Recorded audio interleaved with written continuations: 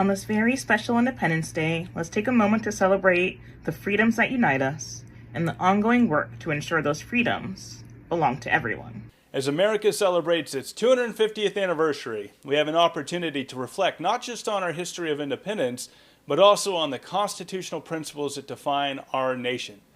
Freedom of and freedom from religion must be recognized as one of the greatest American innovations ever and a gift to humanity that we should be celebrating on the 250th anniversary of our nation's birth. As we approach our country's 250th anniversary, it is important to remember that our nation's story is defined by more than just the events during our country's founding. After we won the revolution, a variety of Americans over the next 2 centuries would feel frustrated or overwhelmed when they try to fight a generation of injustices for the freedoms that we enjoy today.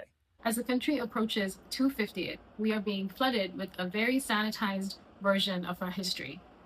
We're seeing official celebrations that feel deeply exclusionary, shaping a narrative where only the true heroes are white, and the only true Americans are those who bow down to Christian God. America's story belongs to all of us, not just one religion, one gender identity, one sexuality, one race, or one political movement. As we commit to 250 years of our nation, we must remember the full story of who built this country and what principles continue to strengthen it today. The Freedom 250 celebration, however, is very divisive and seeks to only promote one demographic and also erase the history of my ancestors at a time when they were not free and who helped to build this country. Jewish leaders were very involved in the fight to protect religious and civil rights throughout the 20th century. Despite having reached a place of relative privilege today, Jews have not forgotten that struggle, and we don't want that kind of persecution for anybody else. As an immigrant of Indian descent, watching this historical whitewashing is incredibly chilling. The promises of liberty and the freedom to determine your own beliefs aren't just lines in a textbook for me, but they are the exact reasons I chose this country. In my years of organizing, I've seen firsthand the incredible power that ignites when communities come together on equal footing. What makes those spaces thrive isn't a shared dogma, but a shared understanding that our government belongs to all of us equally. America at its best was never everyone believing the same thing. It was everyone choosing each other and the dream of American freedom together.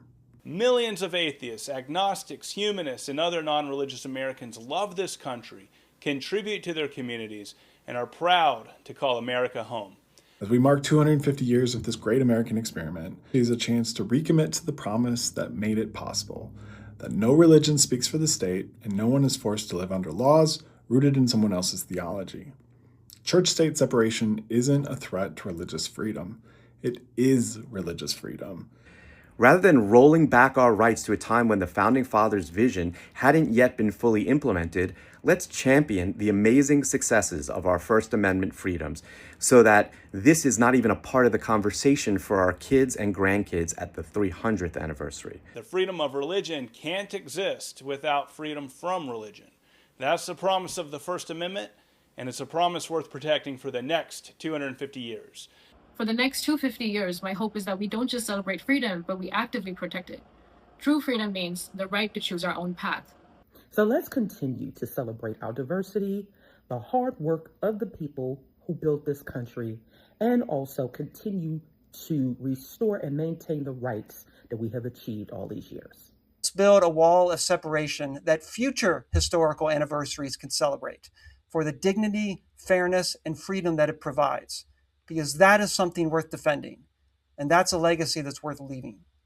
As we look towards the next 250 years, let us recommit ourselves to the ideas of liberty, equality, and church-state separation. A truly free America is one where every person can believe as they choose and know that their government belongs to all of us equally. Happy 4th and happy 250.